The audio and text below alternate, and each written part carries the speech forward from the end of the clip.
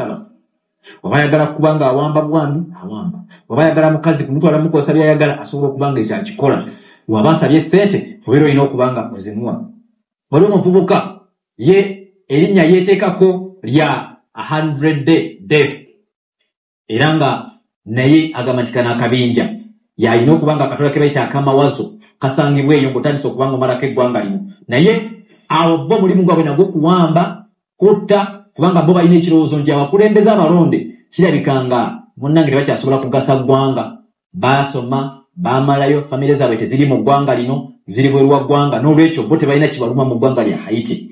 era kino kyekyasinze n'okubanga kivaako embeteza ku musajja ono amanyiddwa nga Jimmy Chereza okulaba nga atandikawo obwegugungo n'okusinzirawo atandika okubanga ate abasibe basobole okubanga balwana okulaba nga tebakkiriza musajja mukulu ono Ariel Henry abadde nga prime minister kakati yasobodde okubanga akkiriza nti agenda kubanga alekulira senga bana basobodde okubanga bateekawo ekimanyiddwa nga Presidential Transitional Council okulaba nga akakiiko kagenda okubanga kateekateeka okulonda n'obukulembeze naye kagenda okuba kakulembera eggwanga lino awo nawo tujja kubanga tutuukawo mu kitundu kyaffe ekirala so bwe mba nkuzizaayo ku kiwandiiko kino ekyasobola okubanga kifuluma ku mawulire kituwa nti mwezi gwali gwa kusatu mwaka gwa 2021 eyali omukulembeze wa Haiti ebiseera ebyo Jovenel Moise yali asobodde okubanga abaako amawulire n'ebyama byabotolera eggwanga lyemanyiddwa nga erya Haiti era bw'atyo yasobola okubanga abategeeza nti basobodde okubanga basisinkanamuko omukulembeze w'eggwanga erimanyiddwa nga erya Russia era bwe batyo Russia nekkiriza ne bawa ne ambassador era nga ali ambassador wa Russia ow'okusatu mu byafaayo by'eggwanga erimanyiddwa nga erya Haiti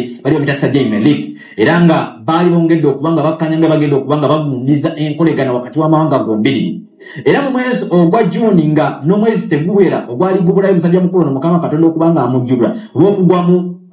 bizibu byasobola okubanga agwamu byamutwalibwa Ssenkaaba mu ggwanga erya Ukraine NATO erwanagana ne Russia ninga balwanyisa ggwanga lya Ukraine bannansi ebafa okuva mu mawanga ago kakati government interest z'abaana ababiri Russia ng'efunye omukisa ogusemberera America era ng'ebeekwataganye n'eggwanga erya Haiti just kazinga buzinga otuuka mu America nga ne woba olina omuzinga gunga gwa ballistic gusobola okubanga gukubako mu Florida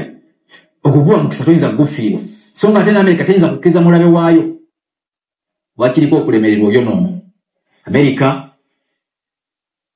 bwe yalabye nga embeera eyongedde okubanga yeggayagaya abanga eyongera okubanga eyonooneka ne badduka mangu era Anthony Blinken y'omukwaya abatunzi abakulembeze b'amawanga g'omu Caribbean njogera kwaga mawanga nzokugamba ku ggwanga erya Puerto Rico eggwanga erya Dominican Republic neno Haiti so ne batuula ne bagamba Chereza Ariel Henry prime minister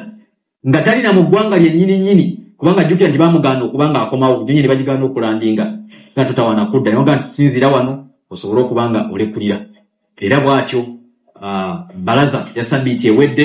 twagenza okugivaamu nga tutuse ku Lwokubiri nga musajja watta aweereza akatambi mu ggwanga erimanyiddwa nga erya Haiti n'ategeeza bannansi nti kirabika nga awannyo bwe bwawa era n'abategeeza nti obuyinza agenda kubanga bakwasa nga basobodde okubanga abaggwanga limaze okubanga lifuna akakiiko ak'enjawulo akagenda okubanga kabatwala mu kulonda era akakiiko ako ke baayise